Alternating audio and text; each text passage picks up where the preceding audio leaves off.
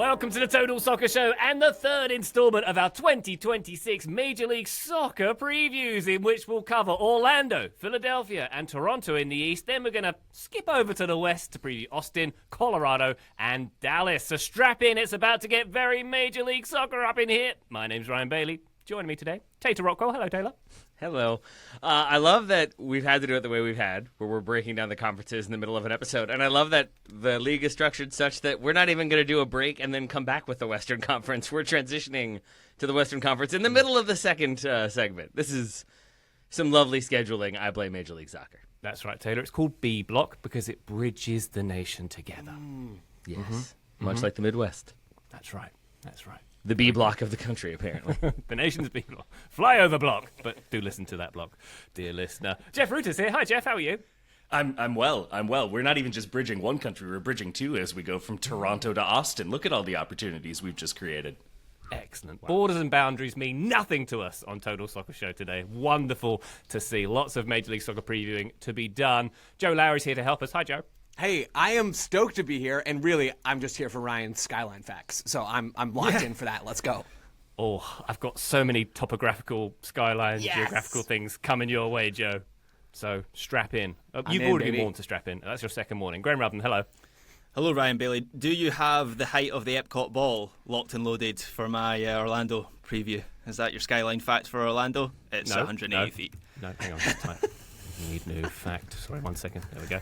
Very good. I saw a video on the socials, Graham, of someone complaining that not all the lights were on the Epcot ball. Like there was. I saw that as well. Yeah. I want a refund.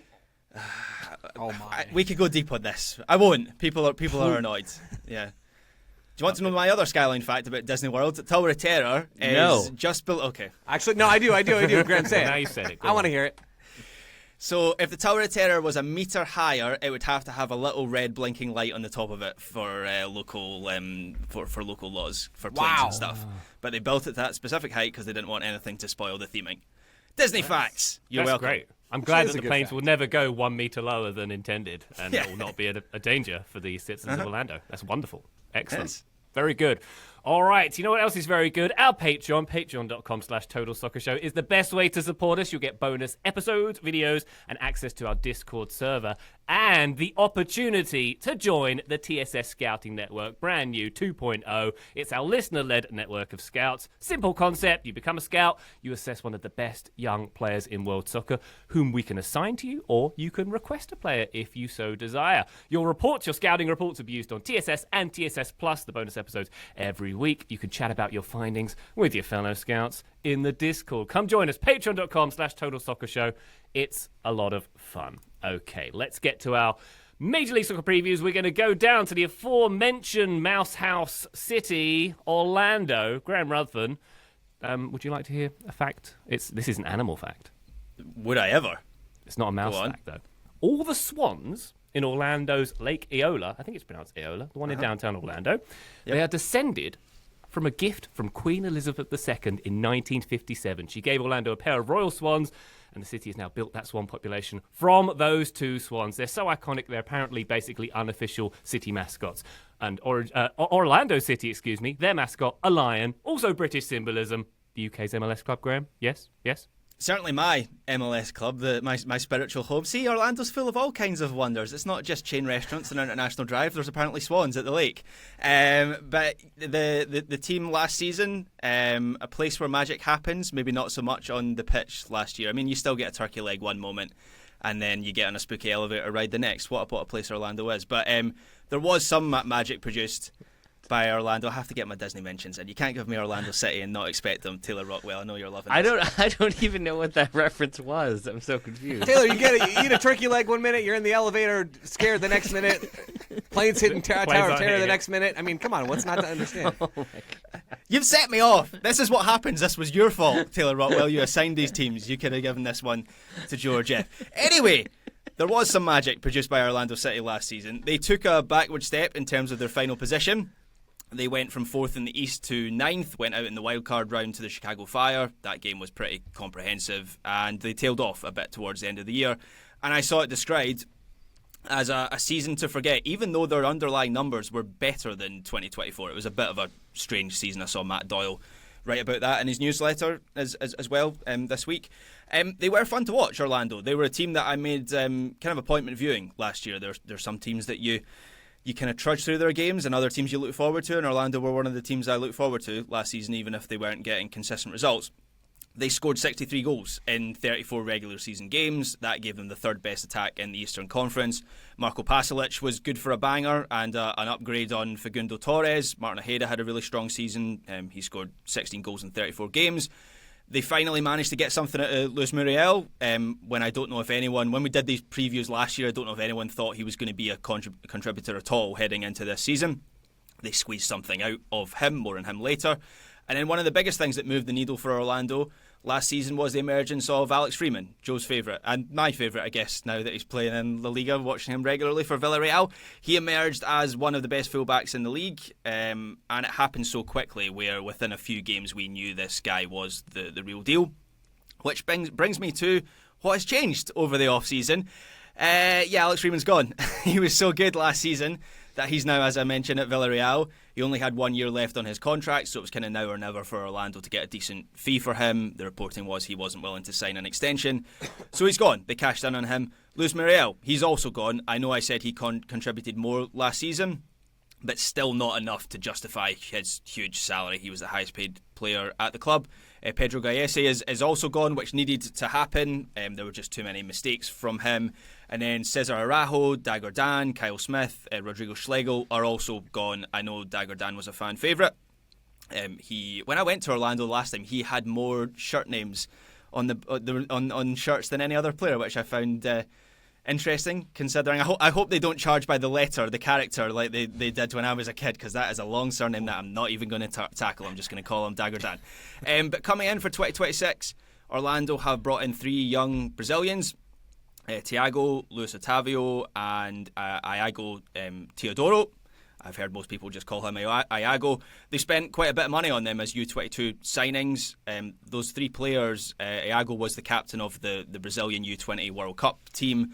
The other 2 were playing regular first-team football last year in Brazil, so even though they are young players, I think the idea is they're going to get quite a lot of use out of them in the first team. Seems likely that Thiago is going to start in the left wing, and Iago at centre-back will also receive a lot of game time this season. Brian Ojeda is another new arrival. He'll probably be the starter at the number 6 position, although Cartagena is also back from injury, so it might be one over the other to get Atuesta in as the 8, or it could be a pair together as a double pivot. Oscar Pereira maybe likes that solid platform in the centre of the midfield.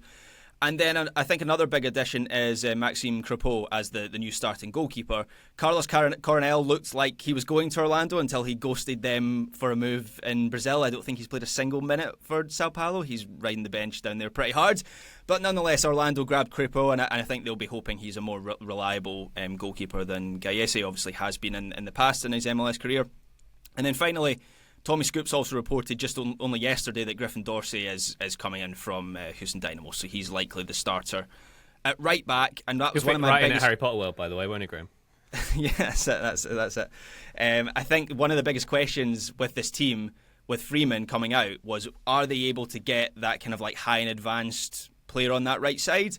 And so Griffin Dorsey suggests that Pereira wants to keep that kind of game model heading into this season. Griffin Dorsey isn't Alex Freeman, but nonetheless, in terms of profile, I think that could be a good addition. Oscar Pereira is still at the helm. This will be his 6th year as Orlando City head coach. Felt like Pereira sort of turned the dial a little bit last year to allow his players to take a bit more risks in an attacking sense. They're a pretty good vertical team. As I've mentioned, Alex Freeman was a big part of that, and now Griffin Dorsey's coming in. I think they'll kind of stick with that approach. Pereira's regular season record is really consistent, but there are questions about his post-season record, and it feels like that's where Orlando really want to get to after a decent run in 2024, where it felt like they were maybe more of a threat in that sense than they were last year. On paper, it's a 4-2-3-1 that Orlando are likely to use. That's been the framework for a number of seasons. As I've repeated a number of times now, I won't labour the point. Interesting to see how the right-back position changes that framework. Also interested to see what Pereira does with the centre-forward position, considering when Luis Muriel was effective for this team, he did have the freedom to drop in and have lots of touches of the ball. Is Duncan Maguire going to do that? Obviously has been around for a long time, but maybe has a different profile to other players that they've used in that position. So does that role change a little bit? Does that have an impact on Ojeda or Marco Pasalic or the space that they've got to play in this season, I think that's a question. But Pareja is a conservative coach by default. There was a bit of an evolution in that last season, so I guess that's a big question as whether that will continue heading into 2026. I've already name-checked some of the key players, but just to quickly run through a few of them. Marco Pasalic is one of the best long-range shooters in MLS. He'll be the starter on the right side. I think we all know what Duncan Maguire is capable of as a penalty box player as well. These last few years have been pretty chaotic for him with collapsed transfers and losing his place in the team.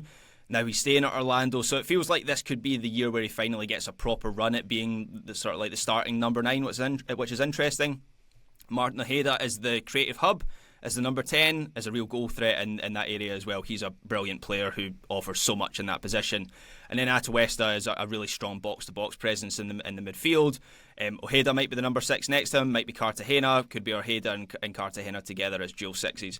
And then at the back, Robin Janssen, he'll be one of the defensive pillars, and it could be Brekalo next to him, could be Brekalo as the right back. Maybe that's going to be Griffin Dorsey now. I don't know whether he starts like this weekend, having come in. Well, I don't think he's officially signed yet, so maybe that's going to be Brekalo to begin with. Iago as the starting centre back alongside Robin Janssen. And then there is an open DP spot after Luis Muriel's exit as well. So interesting to see if they do anything with that in the summer and if this team gets stronger over the course of the season.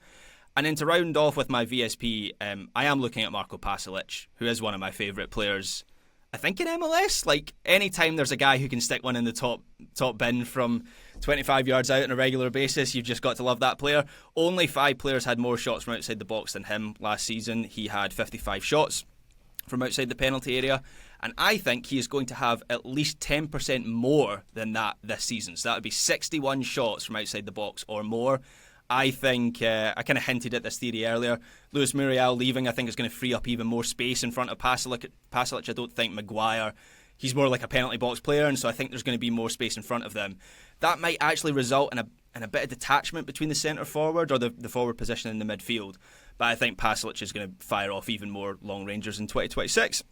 Whether many of them find the top corner is another matter, but I'm saying 61 or more shots from outside the box. I love that, Graham, and I love the focus on the right side for Orlando because and you got to it well in the preview. Alex Freeman was amazing last year. Truly amazing. 9 goal contributions. It's like almost unheard of kind of level stuff, especially with 6 of those being goals for an outside back in this league, or I mean anywhere really on the planet. The dude was unreal. He was one of the best fullbacks. It was one of the best fullback seasons we've ever seen in MLS. He leaves a huge hole. I mean, Griffin Dorsey is a good MLS player, like you said. He's not going to fully replace Freeman's productions. That's a question of how Orlando get that from other places, but then also how it affects the right side dynamic, which was so strong for Orlando last year, even in their sort of drop-off in terms of their spot in the standings. They were still a pretty good team, all things considered, right up until they collapsed, as you said. The right side drove so much of that, with Freeman and his ability to play wide or to play in the half spaces. I mean, I talked about this recently on a USMNT show. He's so positionally flexible that he and Pasalic, I think, very quickly developed this really good understanding, and it was fluid. And it's not going to be fluid in the same way with Griffin Dorsey presumably starting at right back. Dorsey's going to have the width, and Pasalic is going to have the half space. And it's going to be a little bit more predictable for Orlando. I don't think that matters a ton. I think it certainly matters less than just the raw impact you were getting from Freeman. But I am really curious to see what this Orlando team looks like, because you talked about the 9 spot. That looks different this year. The right side's going to look different. Maybe the left side looks different with some of the incomings there, and you got to that too. I just think this Orlando team is going to look new in a lot of ways, and I don't know for sure if that's going to be new good, new bad, or new we're going to be a wildcard team again. Yeah. And a subplot, sorry to jump in there, Jeff, but a subplot to this whole season for Orlando and for Oscar Pereira is they have obviously built out their front office. Their front office has gone in a different direction. And so it feels like Pereira, this team is heading, as you say, Joe, it feels new. It feels like it's heading in a specific direction with some of the Brazilian signings and the way that they built out the team. It kind of feels like Pereira is having to prove that he's still the right guy to take this team where the club wants it to go. And so, he, as I said, he's always been like a risk-averse coach. Maybe a bit of evolution last year. Can he continue to evolve to prove that he's still the guy for Orlando City? I think that's a massive subplot, actually, this season. Well, I think one thing that is in his favor is that historically Pareja's teams have been, if not their absolute best, though often their best, certainly their most entertaining when they've had like a top-end MLS number 10. And I'm thinking especially back to when he was with FC Dallas and Mauro Diaz, who was such a generational talent and such a singular sort of playmaker. And I think last year we actually saw that Martin Ojeda can be that guy. He was also very consistent at doling out big chances and actually being able to set up those transition moments and kind of prodding the ball into Luis Muriel or anyone else's path. And then it's a little easier to sort of close the loop, so to speak, in terms of your attack and actually get a goal. And so I think if he can continue to be as consistent as he was last year, he's in his prime age, I think about 28 years old, played, almost 2,800 minutes. So that's also huge value to have your most important attacker actually on the field for most of the games, if not all of them. I think that he's proven to be someone that even as you are overturning a lot of the players around him in the final third, I'm still pretty confident Orlando will get goals because Martin Ojeda is pretty likely to be in the lineup every single week. Fantastic stuff. That's Orlando. Let's move to the Philadelphia Union. Eastern champs last year, went pretty deep in the playoffs as well. Fact. Everybody. No? Okay. Yeah, Ryan, what's I'm up? in. Yeah. I'm in. That's Philadelphia. I Joe. wanted to hear where that song was going. Everybody what? Everybody Fact. climb a greasy Everybody pole, fact. Graham. That's where I'm going with this Oh, one. okay. Philadelphia has its own official city greasing crews whose job it is to grease light poles Smart. before big sporting events. That is their sole job. They literally apply grease to Love poles Philly. to stop fans from climbing them during celebrations after major wins. Joe, will anyone be climbing the greasy pole for the Union this year? I mean, probably. I would say that's a pretty safe bet given the reputation of that city. I saw a meme the other day that was like just this utter chaos of buildings being destroyed and people flooding the streets. And the caption was Philadelphia when their football team has a game, regardless of the outcome. That feels pretty on brand. It's funny, Brian, that you mentioned the greasing right after that. That feels right on the money. Last year was a smashing success for the Philadelphia Union in a lot of ways. And I do mean smashing. They smashed their way through teams left and right on the back of a very vertical, high-pressing style of play. Turns out that the vision probably was a good one for the Union, and Bradley Cornell helped execute that vision. The players got back on board with the style being more aggressive following the exit of Jim Curtin. The team did just fine. They fell now to NYCFC in the Eastern Conference semifinals, but they won the Shield, man, and nobody, not a soul, had them winning the Shield last year. I mean, I was higher on them than most, and I had them as a fringe playoff team. So everybody was wrong, myself very much included, about the Union. On the field, it was a huge success. It was a validation of the model. In the regular season, Jeff and I have argued about the playoff validity, and we can do that again, or we can save it for another time. Sorry, quick question. Have you been proven right yet? Not yet, but I'll keep you posted. Okay. Yeah, I'll keep you posted. All right. Off the field, 2025 left the Philadelphia Union in a far less pleasant place, and we're still in that unpleasant place. Jeff Ruder's colleague Pablo Maurer at The Guardian basically broke open a gigantic Ernst Tanner story that essentially ended up with him being placed on administrative leave. Well, MLS Ernst reopened Tanner, it. not Pablo. Pablo. Ernst is Tanner, yes. On the clock Pablo's today. employed and doing very well. Ernst Tanner placed on administrative leave, and MLS has reopened an investigation into allegations of inappropriate workplace behavior. You can read more about those allegations in The Guardian, including a recent update from Pablo. Ernst Tanner still in limbo in Philly, and we don't really know exactly what direction this all is headed. The future, in that sense, is hazier than it's been in years, and it sort of seems like there's a culture to rebuild in Philly. So we'll see what that looks like. We'll see how much of that impacts this year. I really don't know how to quantify that sort of thing. The Union, in the absence of Ernst Tanner, have still been operating like he's at the helm, right? Which I'm not suggesting that he is.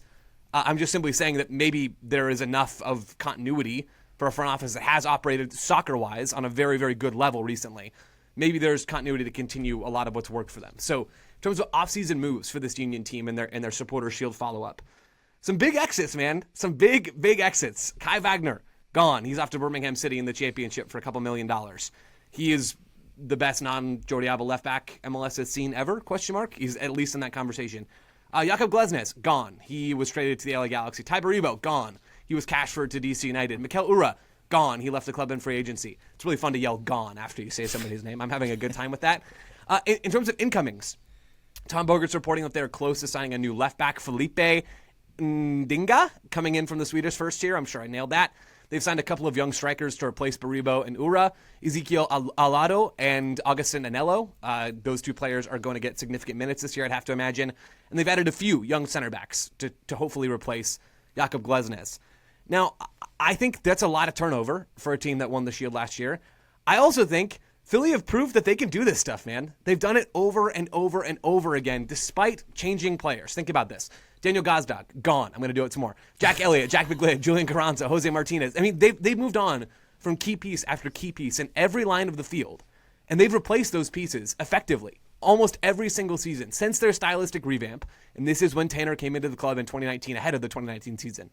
The Union have become one of the most aggressive teams in the league. They have one of the clearest styles in the league, and they finished below 6th in the Shield standings, not in the Eastern Conference, in the Shield standings, one time in that season, in that span of time. So since the 2019 season to now, they've only missed the top 6 spots in the entire league one time, regardless of the players that they've replaced. I mean, Owethu Makanya looks like he might be a Europa League center back at some point down the road. He's replaced Jack Elliott very, very well in that lineup, and maybe he actually is the Jakub Glesnes replacement, and now they're just replacing Makanya in the back line. However you want to think about that. Jovan Lukic and Denley Jean-Jacques have become one of the league's best double pivots. Bruno Damiani has sort of already, I think, replaced some of what they're losing in production this year in the attack. He came in last year. He's a good breakout player candidate this season. Milan Olaski, he's a good bet to pick up some of the attacking slack. Indiana Vasilev sort of replacing Daniel Gazda. I mean, this team has just done it over and over and over again, and I think in a lot of ways they've earned the benefit of the doubt between their academy and the ability to fill that way and their first-team recruitment, which has been incredibly strong, that even though they have lost a ton of key pieces, and I'm sure fans don't like that, there's a lot of reason to believe that this team is still going to be pretty darn good this year. I have more to say about that later, but let's talk manager and tactics briefly. Bradley Carnell mostly used a 4-2-2 setup last season. There's no reason to expect we won't see that again this year.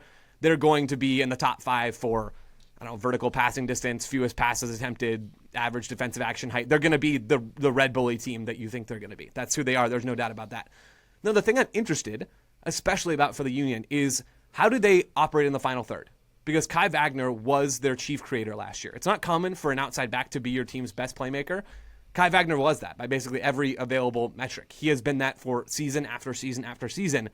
Now he's gone.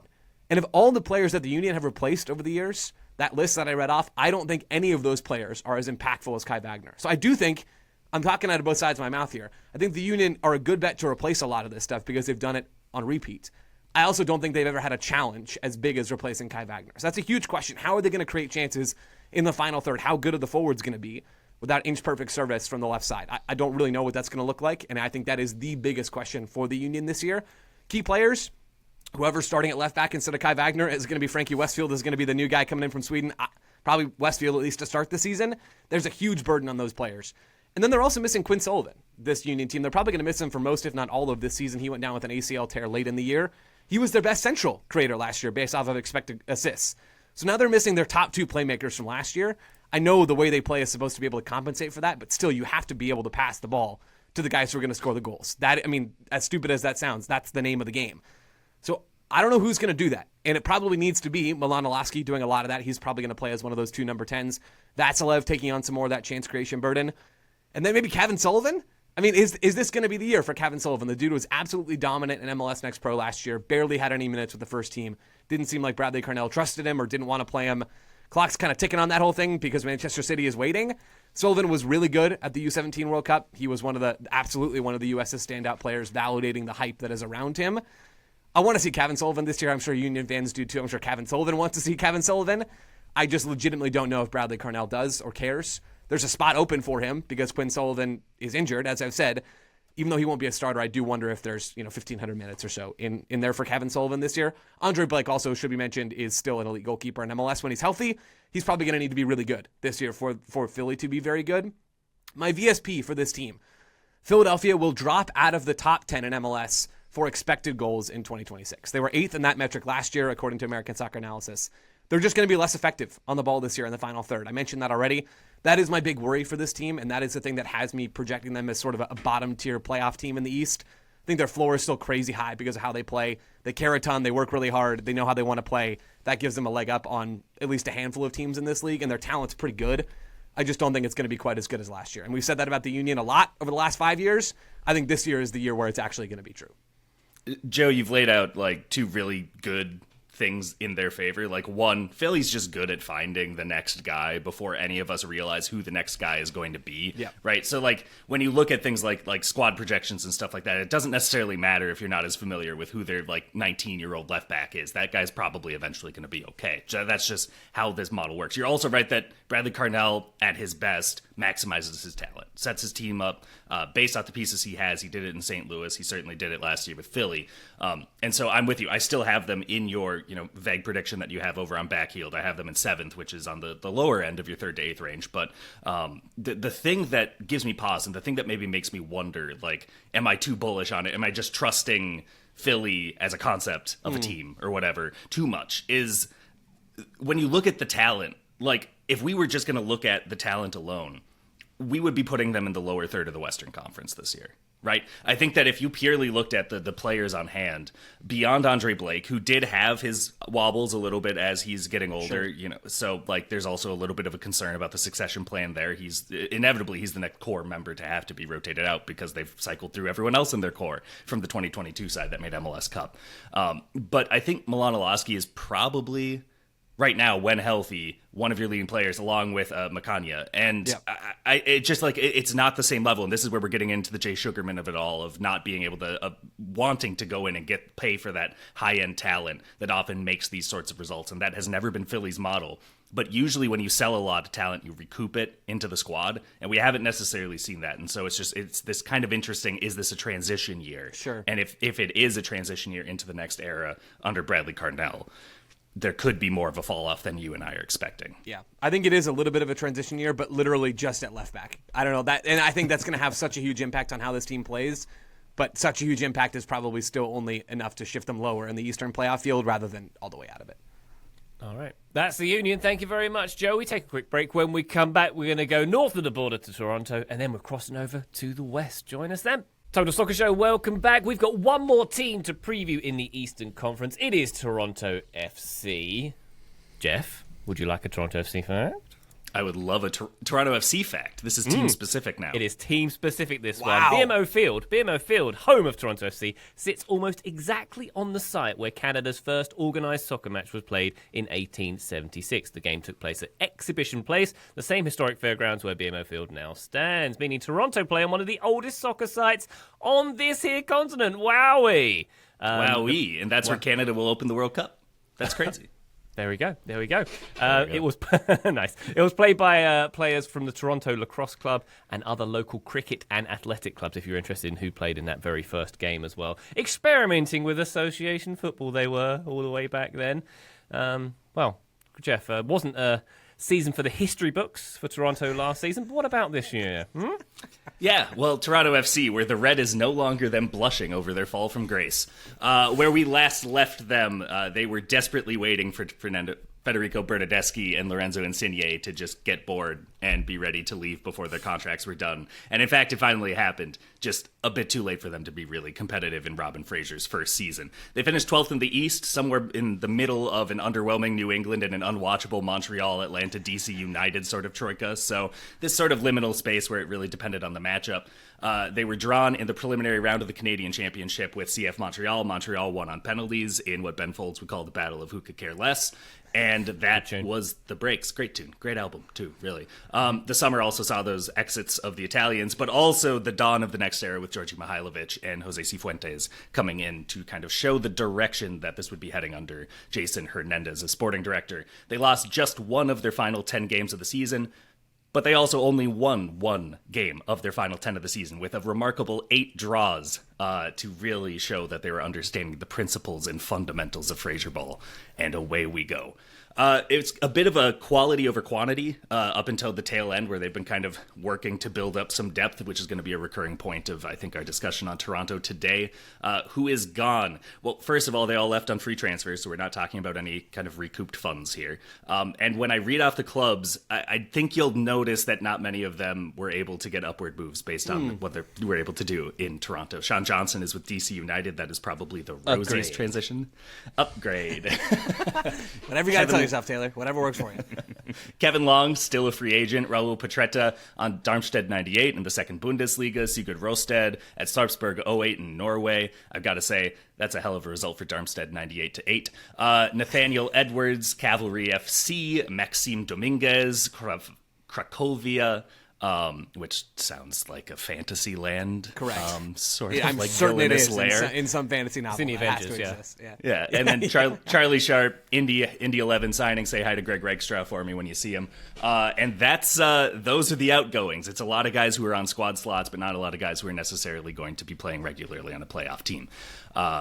In Walker Zimmerman on a free. Now, Walker Zimmerman hasn't played over 2,000 minutes in Major League Soccer since 2022. Over the last 3 years, injuries have kept from being able to make more than those 25 starts a season or so. But when healthy, he will provide 20 to 25 of the best starts you will get out of a domestic center back in Major League Soccer. And so I think at that point you are looking at how do you keep him in better fitness? Is there anything that you can do that Nashville wasn't doing? Are you able to put a little less pressure on him because you're in fewer competitions this year? Whatever the case may be. But Walker's Canadian Zimmerman healthcare? arriving. Canadian healthcare. Maybe we're about to finally find the virtues of the. It will be great actually if he retires and then becomes like a healthcare spokesperson after this. Like I've always expected some American up in Canada to make a bigger point over this, and it hasn't happened yet. Maybe Walker's our guy. Walker can do it. Walker. If anyone can, it's Walker. And also, like, what an American name to suddenly be like, actually, I think the healthcare is good. Walker Zimmerman. It's Just a Toronto Ranger. See, like, it's all there for him. And actually, I could see it. I could totally see it. And Cifuentes came from Rangers. So, It's there's just some good written in synergy the there, stars. too. We didn't have to force that at all.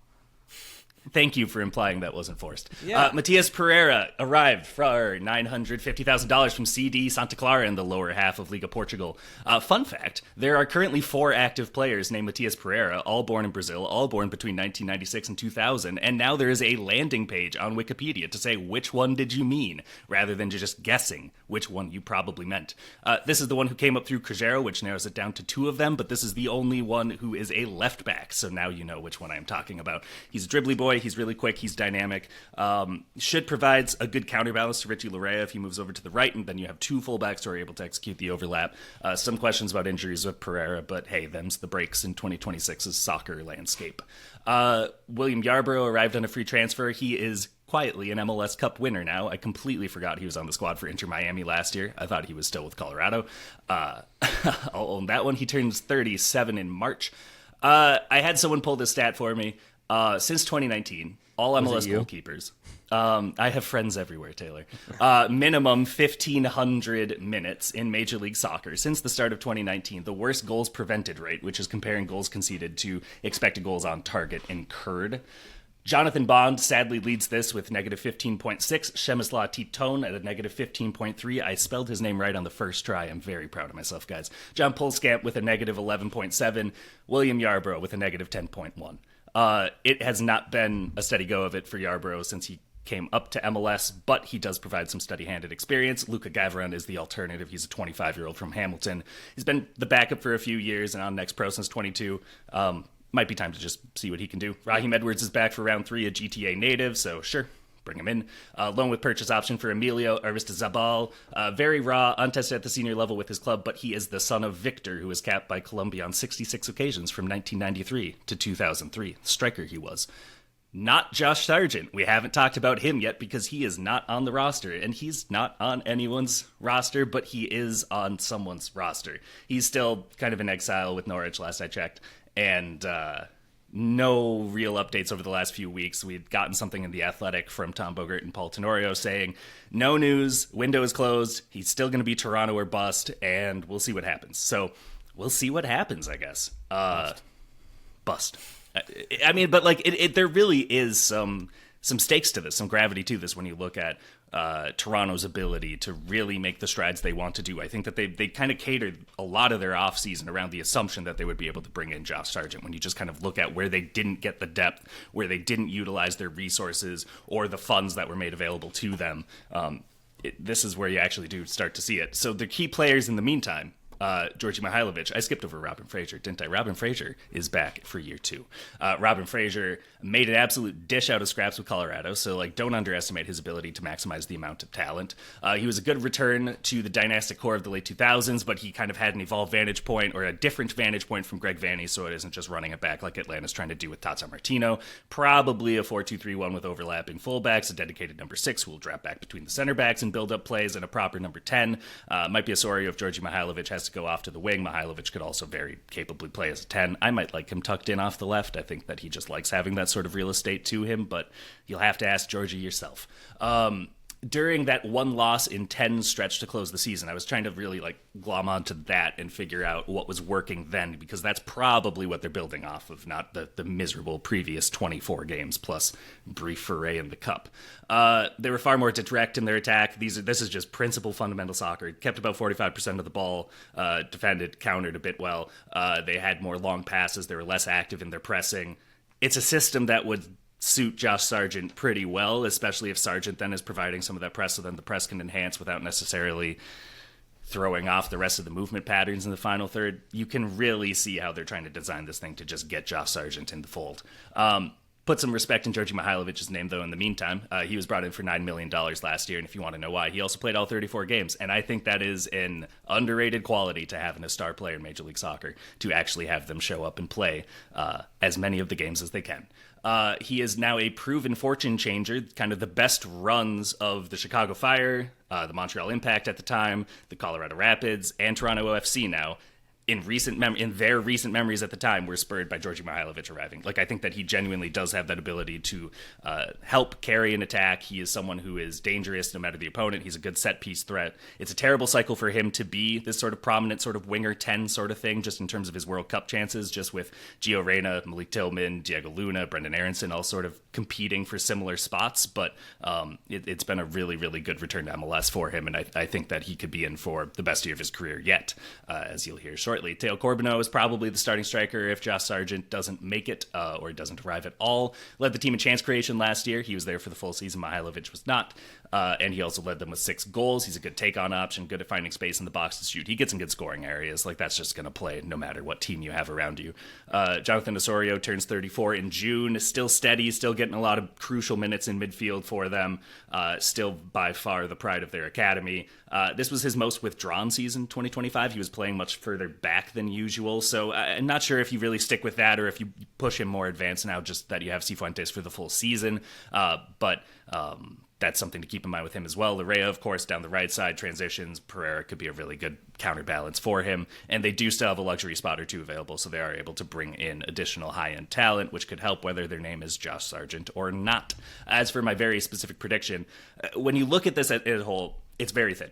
And Joe covers this really well in Backheeled as well. Like, this is a squad that has a starting lineup that you would look and say, yeah, they can contend a lot. But if there's any injury, if there's any rotation necessary, you start to wonder about the ability to sustain the level. That said, the East has a lot of those teams this year. More of those teams than they had last year when you look at a few different teams undergoing squad turnovers. And Taylor alluded to this a couple weeks ago, where it just kind of feels like there's a handful of teams that have decided that as long as Messi is still in the league, I'm just going to do my rebuild now so that I'm ready as soon as he retires to try to ramp up. And it kind of looks like Toronto's on that sort of a timeline. In the meantime, my very specific prediction is that Georgi Mihailovic will get over 20 goal contributions again, and this is a wildcard team. And look, I want to claim success if they get past the wild card, and if they finish in the top 7. I don't want to have this loophole of they were too good for my very specific prediction, so I want to get that confirmed right now if I can. Yes. Thank you. But I think Mihailovic is...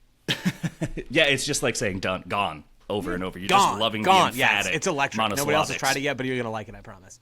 It's really good. It's really good. I think that Mihailovic is in for a great season. I know that there's just so much that has changed about Toronto over the last 2 years that I really did have to dive deep in the weeds to figure out. But leaving it, they're thin, but they do have the talent that now makes it a little easier to project that they can win the close games. Yeah, they just really need to finish the roster. That's the reality, and that's probably it was never reasonable to think that they were going to get it done in this window. I mean, this is basically the second window of a multi-year rebuild for this team. I mean, their cap situation was horrible. All the players they jettisoned were on big numbers with basically zero on-field production, and they're still feeling the effects of that, right? So it's going to take longer for this team to be the finished product, and until they get the 9 and probably still another attacking piece and then depth in literally every line of the field as well that you like. Yeah, there's work to do, and until that happens, they're going to struggle at least a bit. And struggling might be a wildcard team, or struggling might be worse than that.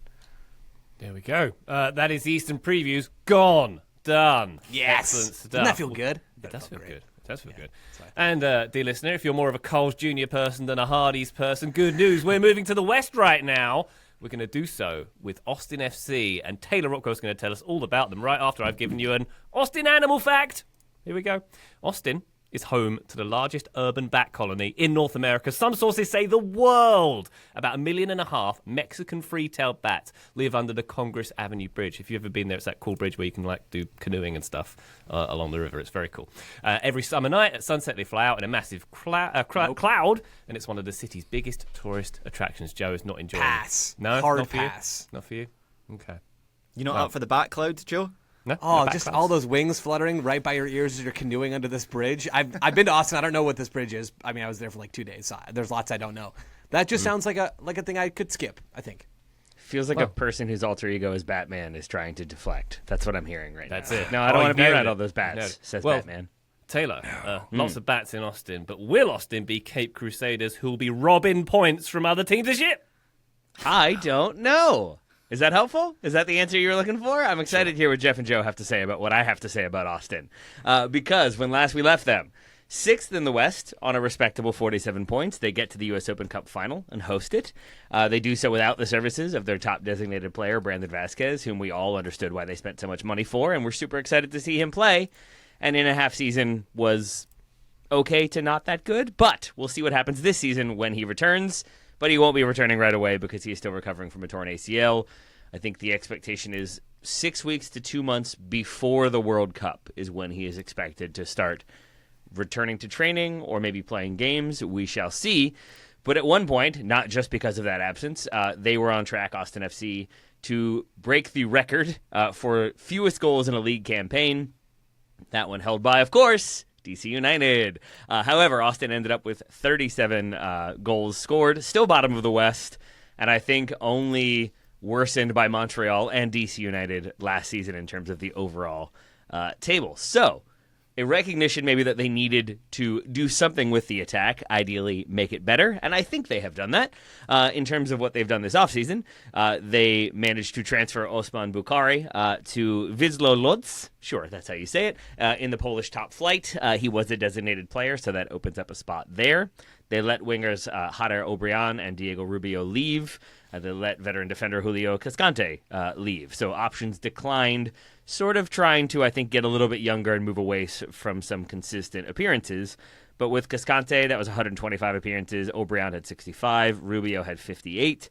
So it's a lot of minutes. It's a lot of appearances and kind of experience that they will now need to replace. And I think that they've done a pretty smart job in what they have done, though one of their signings is somewhat controversial.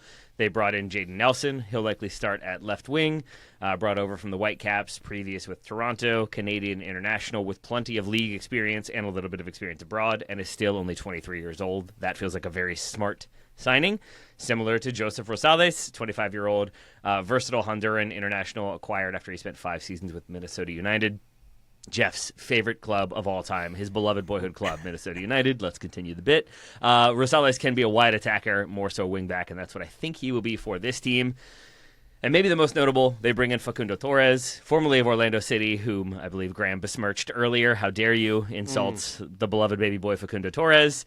He arrives from Brazilian powerhouse Palmeiras for a reported fee of around $9.5 million. We're going to come back to Facundo Torres later on because it's unclear where exactly he will be used and if he is going to be used well for Austin FC. We go to Nico Estevez. I'm slightly nervous to talk about the manager's tactics and style because this is a manager who once said formations are constructs for people who don't know soccer. Bars. Cool. So, in trying to nail down exactly what his tactics will be, it could be a 4-4-2 at points. It could be the kind of 3-2-5 at points. It's going to be a lot of different looks based on personnel and opponent. But I think the most likely scenario is something like, especially at the start of the season, designated player Murto Uzuni up top, at least until Brandon Vasquez returns. I'm going to say Jaden Nelson somewhere on the left or in the left half space, Facundo Torres on the right, somewhere in the right half space, Owen Wolff and Daniel Pereira in the middle. And I should note, to Jeff's point, was it Maxi Pereira has 6 entries in Wikipedia? 4. 4. I think Daniel Pereira also has 4, and then if you extend that to Danilo, now you get to 5 or 6. I did learn that Pereira is used to signify that you live near a pear orchard in Portugal in medieval times. Okay, that's hype. You did more research than I did. You took that a better step than I did. I certainly didn't do that research while you were talking. That's definitely not what happened at all. It's like you live in the pear era. That's amazing. I want to live near a pear orchard. What? Yeah, that sounds lavish. But Pereira was Austin's first overall pick in their first draft and has been with the club since then. I assume it will be him and Owen Wolff in the middle, and then Rosales at left wing back, Mikel Dessler at right wing back. If they go with a back three, John Bell, who they acquired in the offseason, probably one of your center backs alongside Brendan Hines-Ike and Alexander Svatok. I think that would be your back three. Could be a back four at times. We shall see. With key players, I would spotlight three in particular. Most notably, and probably the one that is getting the most hype in the preseason, would be Owen Wolff. Best and strongest and most consistent attacking player for them last season. A lot of the different kind of statistical breakdowns of Austin were basically like, they had Owen Wolff. And then some other guys who also tried to score and do things. Owen Wolff was pulling a lot of the strings, being a very good provider and connective tissue for this team. He is still only 21 years old, but is good on set pieces, good with carries. He's a good defensive worker. I'm not just paraphrasing what I read and backheeled at all, but is still recovering from hernia surgery in preseason, so he'll miss the first 3 to 4 games of the season. So again, some kind of fluctuation in what the lineup is most likely to be, but Owen Wolff, I won't be surprised if he is in all-star conversations this year. I think he's poised to be a breakout player for them if he hasn't broken out already. Another one to spotlight, I mentioned him earlier, Mirto Uzuni, designated player, Albanian international, 6 goals and 3 assists in 2,000-plus minutes last season. Unclear where he is best utilized. I think he will be used as a striker up top, the number 9, while Brendan Vasquez is injured. But there's an argument he's better as a second striker. There's an argument he's better as a winger. So we may see him moved around a lot, but he is a player that I think they're going to need to score goals early and often if they want to have a better attack and if they want to kind of move themselves up the standings a little bit. And then another key performer for them, a consistently key performer for them, and again will be called upon to help them stay where they were in the playoff race, would be Brad Stuver, who I think Joe doesn't really rate all that much and certainly didn't refer to as their most important player by far. It seemed like you were uncomfortable in your preview, Joe, to say he was their most important player. Well, I mean, Brad Stuver, I think he would probably say this too. He's getting up there a little bit, and maybe it's getting a little harder to maintain that level. I think there's just a general uncertainty about Austin in that whole preview, as I wrote about them. I think you've carried that out well in this. I think Stuver's still a top 5 goalkeeper in MLS. Yep. I think he's amazing, and he's going to need to be, I think, for this team to be what they want to be. Volume. Joe, did you know that he saved more goals than expected each and every season with Austin? No, never heard that before. Definitely Really? never typed it into some sort of word processor. Interesting. Also, only 34 years old. Once again, Joe is ageist as can be. And with goalkeepers, we know they can play well into their 40s, as can certain Portland midfielders. Anyway, as to my very specific prediction, I want to go back to Facundo Torres for a moment because I ended up doing a lot of reading about him, and I think it was a lot of reading that I've probably asked Joe and Jeff about numerous times and then forgotten, so apologies to both of you. But if the question, if the concern for Austin going into the preseason was they need creative attackers who can score goals and make things happen, on some level, Facundo Torres does seem to tick that box in that he is a consistent goal threat, or was for Orlando. Had, I think, 24 was his average in terms of goal contributions every single season while playing for Orlando. And so that led me to wonder why it is that it still seems like there are questions around him, why there are concerns that he will fit with Austin. And it seems like the basic answer is he shoots a lot, and he tries to do things a lot, but isn't always so effective in that way and can be maybe overly direct at times. And for an Austin team that struggled to break opponents down, not necessarily going to be doing a lot of the kind of individual quick passing creativity to open up space for other players. It seems like he will kind of try to do things on his own, and sometimes that might work. Other times it will be shots wide for a goal kick, and that is not really working. So my prediction is that Facundo Torres will have a statistically solid season, but maybe not enough to elevate Austin's attack the way supporters might have hoped a signing of his kind of stature would have. So my bet is something like averages 20-plus goal contributions, goals, assists, and the like, but questions about their effectiveness against compact teams will remain, and ditto for him at the same time. So he will be statistically a good performer, but MLS experts like Jeff and Joe, and I suppose Graham, will still have concerns about him and questions about him. Yeah, I mean, so at least according to EpiRef, maybe you baked in MLS's stats there, Taylor. Torres had 17 goal contributions, goals plus primary assists in each of his 3 seasons in Orlando, which is a good return, right? I don't think, and Jeff, you and I think we see eye to eye on this. Facundo Torres is a good player. He makes this Austin team better in a certain way. But you asked and answered it as you were sort of wondering for what we thought about it, at least from my perspective. Torres will score some goals. Austin have guys who can score goals. They need guys who can create chances. And Torres was a 28th percentile expected assist man during his final season in Orlando. He just doesn't do that. He's not a provider. He's a guy who needs to be provided for. And there's no real provider in this roster. Like, they got better, I suppose, on the outside with Jaden Nelson and Joseph Rosales, who can do a little bit of that stuff. But it's dark, man. It's dark. And Owen Wolff, who I think is a very good young player as well, he kind of farmed some of his underlying numbers and his goal contributions on set pieces last year, which is fine. Like, set pieces count too. But I don't know exactly how sustainable all of that is going to be. And then I'll empty my tank on Austin very quickly. I try to do one of those like loud gulps, like the nervous gulps when you're reading off their center backs in the starting 11. I mean, it's bad, man. And their midfield, I love Owen Wolff and Danny Pereira as players. I don't think they work together without another piece. So I think the spine of this team is rough. I think their floor is still decently high because of Stuver and some of the talent they have in the attack, even if it doesn't really make sense to me how it fits together. But that's why I'm uncertain on this team, because there's some good players in here, some players I really like, but I just don't see how it fits together. Maybe it does, and maybe I just am not seeing it. Does Elias Sanchez do anything for you, Joe? No, he does not. It does little for me, because our friends at Continental Tire would tell you he's cool under pressure. True. What a right? legend. So like that does help. But I think that what's going to be crucial about Austin is that this feels like a big impending summer window for Rodolfo Borrell. Just like he's had ample time to turn over what Claudio Reyna had handed him. The squad now is mostly in his vision, but it still isn't so clear that it's like unquestionably better than what they had when they made the conference final, right? And so the big question for them now was going to be, how do you actualize that? Well, maybe Sanchez does help balance the midfield, but maybe it would also help more to have someone who is in a Tverskov sort of mold, or a Triantis mold, like other teams in the Western Conference, which is an attainable sort of player, not necessarily one that needs a designated player role, but certainly helps add a lot of balance to the midfield.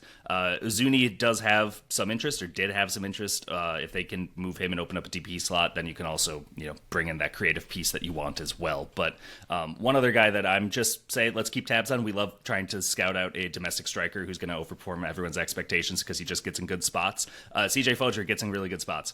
Yeah, big boy. According to America Soccer Analysis, he was a very good spot finder, mover, receiver of the ball. He's also a very good dribbler, and he scored the goal that got Austin into the Open Cup final, so he does have a little bit of cachet already and confidence for big game appearances. So keep an eye on him, especially if Brandon Vasquez is delayed in his return any longer. Don't be surprised if you see Fodry pop up with a few goals in the season.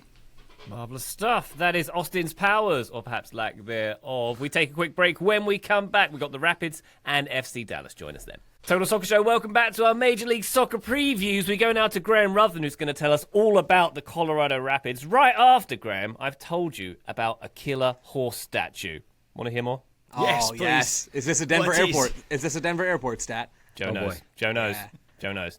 Denver Airport has a giant blue horse statue with glowing red eyes outside. And it killed the person who made it. It's a 32-foot structure. It weighs 9,000 pounds. It's called the Blue Mustang. It's nicknamed Blucifer. Its creator was called Luis Jimenez. Yep. What yep. is happening You guys don't know at the about Denver this? airport? Have any of you gone down the rabbit hole of the Wait, Denver hold on. airport? Ryan needs to explain how this killed the person Yeah. who made it, and I'll then get- Taylor, you yeah. can go down your rabbit hole. So- The red eyes, clearly. It bore into its soul. It's on Pena Boulevard, which in is the at the horse. entrance to Denver International Airport. Luis Jimenez was the creator. During its construction in 2006, a piece of the horse fell on him, severed an artery. RIP. It was later completed, and it now stands outside the airport, as noted, as one of Colorado's strangest landmarks. There you go, killer horse statue. You don't hear that every day in most MLS cities, I would say. Yeah, it's wild. Denver airport wild. Conspiracy theories go I mean, New World Order's army is parked underneath it. That's the conspiracy theory, right? And you've got a questionable shape as to the layout. You've got, I think at one point there were like murals of like cities on fire and people in gas masks, and a lot of concern about what's going on in the art at the Denver airport and why it's all there. There you go. Well, Graham, the question for you, will the Rapids be as intimidating as a giant 9,000-pound killer horse statue? I mean, can anything be, even if we were talking about a more impressive Should team they than the sign Colorado that? Rapids? I don't know if anyone meets that standard that you've just set there, Ryan, and I don't expect the Rapids to meet that standard because 2025 was a bad season for them. They went from 7th in the West to 11th. That obviously meant they missed out on the playoffs. They sold the aforementioned Jordi Mihalovic to Toronto. Did a good job of bringing in Paxton Aronson as his direct replacement, but Aronson, at least in terms of his output, hasn't quite hit yet. Even if his actual play has been decent, And just for anyone who watched the Rapids last year, they will have seen just how open they were through the centre of the pitch, which was a big problem throughout the campaign. They really missed Moise Bombito, who obviously left in the summer of 2024. Never replaced him defensively. They were all over the place, which was good news for Zach Steffen, who made lots of saves and continued to restore his reputation. But this was not a good mix for a team to actually get results. And so one of the biggest changes over the off-season was the departure of Chris Armas as head coach. Oh no, that's such bad news. Don't leave, Chris. We miss you. Anyway, he left to take over at Kansas City Current. Well, I mean, does anyone have strong opinions about Chris? It seems like I a love nice him. guy. People have strong opinions about him. I'll give you that. Manchester United legend. uncorked. How dare you? Didn't see that coming. So he's been replaced by Matt Wells. Great, yeah, we know lots about him coming in from Tottenham Hotspur.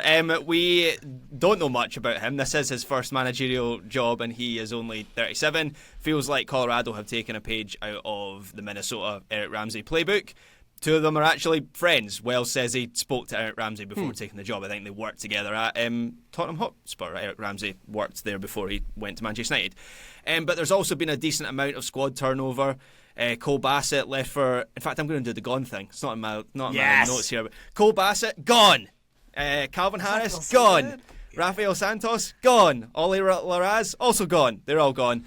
Oh no, don't leave, guys. Sorry, I'm just going to keep this bit going. Cole Bassett, I think some fans were unhappy to see Cole Bassett leave. But... Anyway, I am absolutely loving the debut of Graham's one-man show. Yeah, it's Graham and company, and Graham is also the company. I love it. That's it. Buy tickets.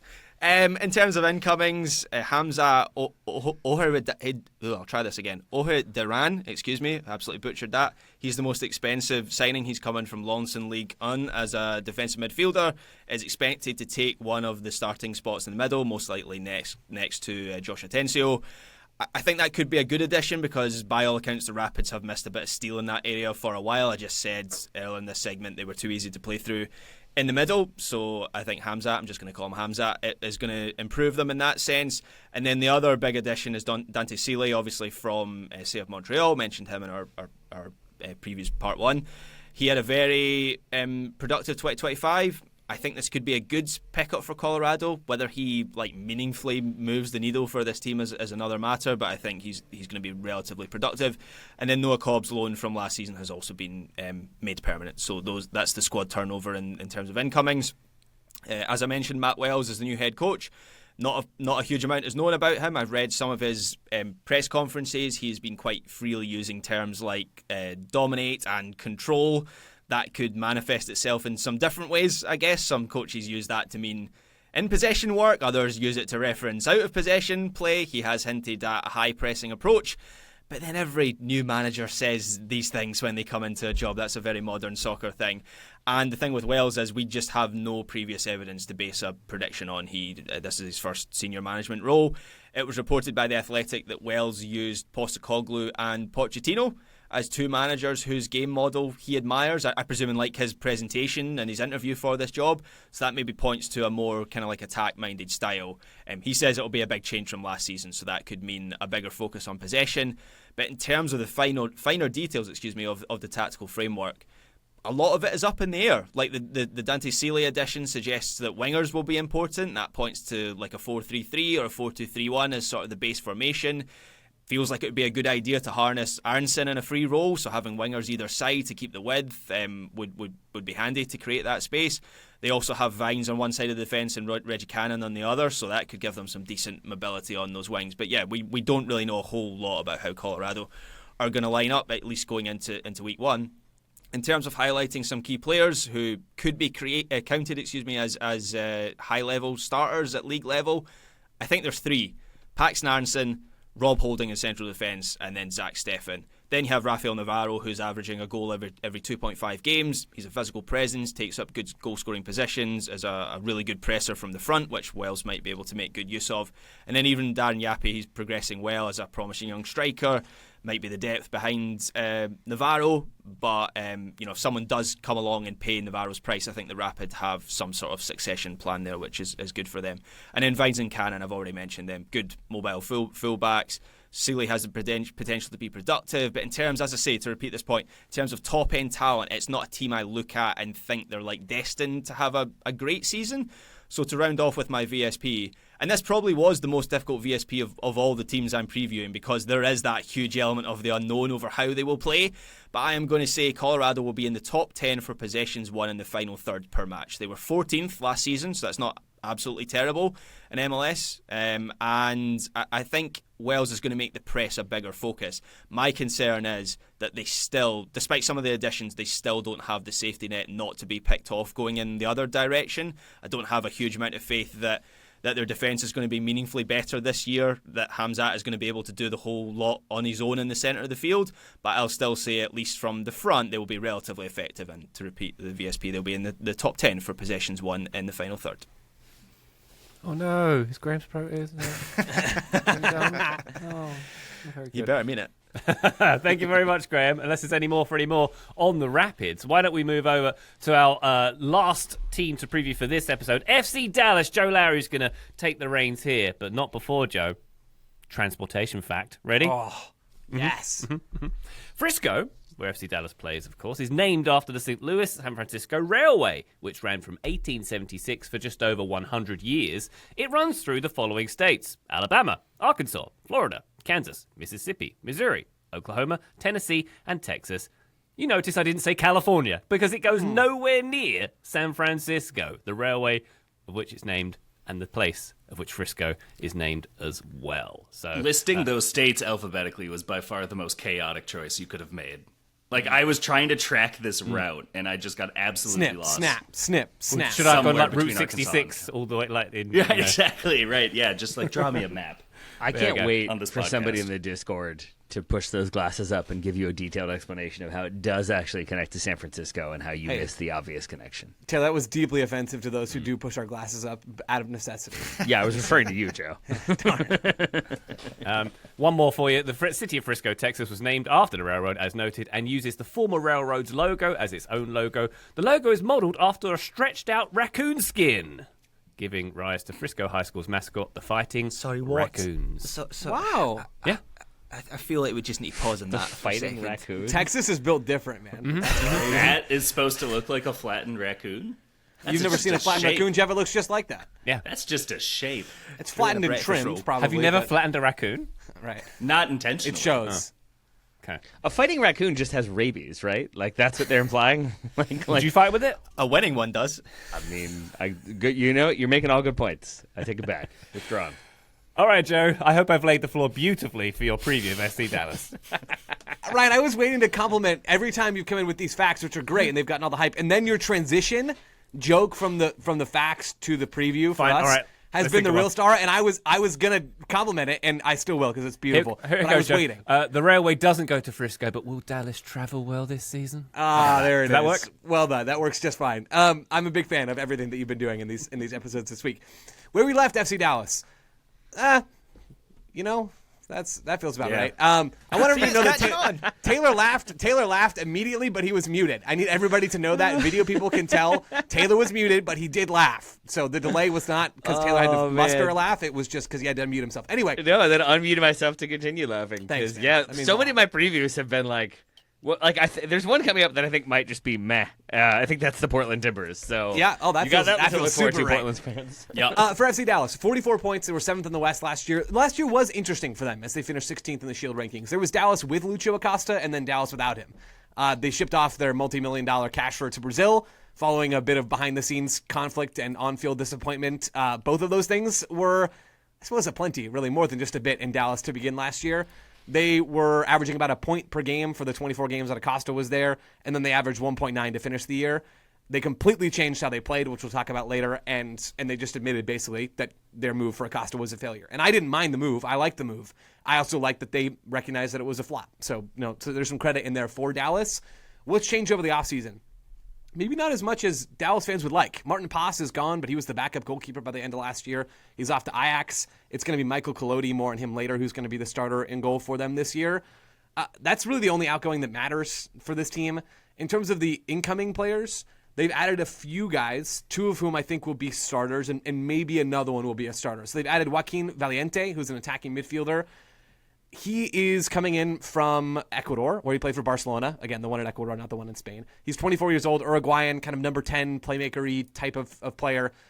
He's not a DP, which doesn't mean he's going to be a bad player. But this is just, I'll go ahead and do it now, my biggest frustration about Dallas. They have Petar Musa, who is one of the absolute best players in MLS. You can make an argument that he is a top 5 player in MLS. He's been amazing for this team. He's got 40 goals or 40 goal contributions. I'm jumping around in my notes now. He has 40 non-penalty goals contributions across his last 2 seasons in Dallas on a team that has largely sucked. So he's an amazing player, truly. Is very, very good. He's had European interest swirling around him basically since he got to Dallas. And they have a title window sort of that could be opened because they have an elite player. And they just have no appetite, it seems like, Dallas to actually open that window. They did not sign a DP, so Musa is their only DP in the entire squad. That's some Montreal behavior, frankly. He's their only DP, and they've just basically punted on the season. And I will not hear another explanation. Like, I really won't. I can be sympathetic as to why maybe Dallas haven't signed a DP. Realistically, is one DP going to be enough for them to really contend in the West with LAFC and Vancouver and Seattle and San Diego? Probably not. Is it also a bit of a bad spot for them right now that they're renovating their stadium, and so the ticket revenue has been a little bit lower, and so maybe they don't have quite as much cash flowing in the organization? Yeah, sure, maybe. It just sucks, man. Like, you just can't convince me that this isn't such a lame thing to do. And if I was an FC Dallas fan, I'd be livid. Like, this team has basically just said, we have one of the best players we've ever had in our entire club history, one of the best players MLS has seen in recent history, and we're just going to waste his time here. Like, that's effectively what the Revs have done with Carles Gil. At least they've tried to surround Carles Gil with good players. Dallas really aren't trying, and it's absurd. Like, I think it's a joke what Dallas have done. Even if I can be sympathetic a little bit with how they've gone about things and the constraints that they have, is frustrating. So anyway, they've got Valiente, who could be a really good player. Just because you're not a DP doesn't mean you can't be a good player. But he's in this team. There's no DP 10 that's come in for Musa, which is just really sad. They've also brought in Erman Johansson, who comes in as a right wing back, signed from the Swedish top tier. I think he's going to be quite good for them as an outside back. They've added Nicholas Simmons from the draft. They've also added Ricky Lewis from the draft. It wouldn't surprise me if maybe Lewis, who Paul Harvey highlighted in a breakout piece for Backfield, maybe he could be a breakout player. I'm just straight up parroting Paul there. But Paul's hit rate last year on that piece was pretty good, so maybe it's going to be good again this year. Dallas are really good at the draft as well. They've got Logan Farrington from that and a bunch of other dudes. So it's a pretty good bet that they are going to do some nice work through the draft. In terms of their tactics, Eric Quill is the coach entering his second year. He started last year as sort of a possession-oriented style with Lucho Acosta pulling the strings. Didn't really work, so Lucho Acosta went out the door, and they completely shifted. I'm not sure I've seen a more contrasting style of play from the start to the end of a season than what Dallas did last year. They became, even after spending 2/3 of the year as a fairly possession-oriented team, they finished with the second lowest possession percentage because they did nothing with the ball the last 10 games of the year, and it worked for them. They were getting results. There was clear buy-in. They snuck into the playoffs. They got bounced at the first hurdle and clearly weren't really good enough to be there when they played against Vancouver, but still, there's something maybe in this recipe that works. And there's something in terms of key players. In Petar Musa that works. The dude's amazing. I already talked about it. He's incredibly well-rounded as a 9. He can play in any system. He scores goals. He can create chances. He's great in a transition system. He's going to be really good again this year. He's probably going to get some nice service from Johansson as the right wing back. Some nice interplay maybe from Valiente and Logan Farrington or whoever else is up top with him. Maybe we'll see Bernard Kamungo or Ricky Lewis as that left wing back. They'll get some decent distribution at central midfield. Ozaze Orohide at center back is a player to watch. He's a really, really talented player. I think was a good add from Dallas, who, again, have done some good work when it comes to their recruiting recently. I think they've added some good pieces. And my sort of rant earlier, I guess, is more about ownership than it is about the people making some of these personnel decisions. I think the specifics of who they've acquired, not perfect, probably not top tier in MLS in terms of like their hit rate, but it's been pretty good. So I do believe in some of the pieces in this team. The Michael Collodi in goal, a young 24-year-old goalkeeper, kind of going to get his first taste of starting minutes from the jump this year, and he is really my VSP. I think Michael Collodi is going to be in the goalkeeper of the year conversation, and I'm happy to basically at the end of the year to decide if I'm right or not. We can disallow any of my talking about Michael Collodi, and you four can decide as a panel. I need 3 people of the 4 to decide if he was in the conversation or not. And you can decide that however you want. But I trust that democracy will reign, and you guys will either say yes, he was, or no, he wasn't, after you've looked around a little bit and decided for yourselves. But last year, in over 800 minutes, Collodi saved 5 more goals than expected, according to ASA. That's incredible. Like, that is an absolutely incredible rate. It's a small sample, and it's probably not going to do that again. And maybe even the numbers are helped by the fact that Dallas just sat in their own box for the final third of the season plus the playoffs. But Collodi looked like the real deal last year. And if he's really good, this Dallas team is probably going to be in the playoffs because there's enough in this squad that they could sneak in a Western Conference that is lacking kind of surefire playoff teams outside of the top maybe 6 or 7 teams in the West. Dallas could be in that group, and it's going to be, I think, in large part if they are, because of Michael Collodi. There we go. FC Dallas, thank you very much indeed, Joe. Jeff, go ahead. Yeah, I saw a headline pop up out of local press in Dallas saying that they aim to reset its identity as it opens a new MLS season, aiming to, quote, win lots of games, which is just something that I think a lot more teams should consider year to year. And Expand on that. really It's sets them groundbreaking up stuff, really. on an ascendancy curve. It's interesting because when we were talking during the playoffs last year, I was really impressed by how Dallas had recovered from Lucho Acosta's Lucho Acosta last year, and that there was a lot of reason for optimism just purely being able to build off of that. And as I was going through my preseason predictions, I found myself using Dallas as kind of a litmus test for the teams below them, and Austin, who was directly above them, of am I confident that they are better than Dallas? Because I remember what I saw from Dallas and really liking the direction it was headed under. And I saw 5 teams jump the queue and jump them, and suddenly now Dallas is firmly outside the playoff pictures in mind. I couldn't agree with you more, Joe. Like, it's just I don't know why, when you have the ability to add talent, when you have a market that's proven to support the team, like, just why wouldn't you go for it? It's just something that continues to confound me. And, you know, the Hunts continue to be very visible owners, so it's not like they're necessarily among the neglectful class of owners like we would maybe accuse some other teams of having. But it's really curious how they've gone about this offseason for me. There we go. We're all more knowledgeable about this upcoming Major League Soccer season. Thank you very much indeed, gents, for all your previews. Stick around on Thursday. We've got another 6 teams coming. We'll be previewing the Houston Dynamo, LA Galaxy, LAFC, Jeff's Boyhood Club Minnesota, the Portland Timbers. We've had a preview, meh, and Real Salt Lake, all coming on the next episode. But for now, Taylor Rockwell, thank you very much indeed for your prowess on the mic. Thank you very much indeed, my friend. Thank you very much, Jeff Rutter. Thanks. Joe Larry, gone. Thank you, Fact Man. Gone. And thank you very much, Graham Ruthven. Thank you, Ryan Bailey. And thank you again, listener, for joining us on this one. We'll be back on the feed very shortly indeed with those other previews. But for now, bye. Ooh.